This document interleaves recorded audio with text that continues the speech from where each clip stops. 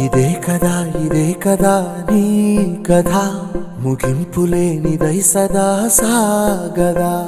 ఇదే కదా నీ కథ ముగింపులేనిదై సదా సాగదా.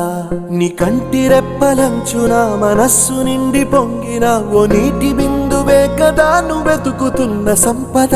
ఒక్కొక్క జ్ఞాపకానికి 100 ఏళ్ల ఆయువుందిగా, ఇంకెన్ని ముందు వేచెనో అవన్నీ వెతుకుతూ పదా.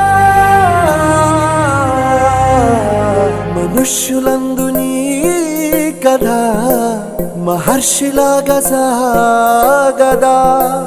మనుష్యులందు నీ కథ మహర్షిలాగా సాగదా.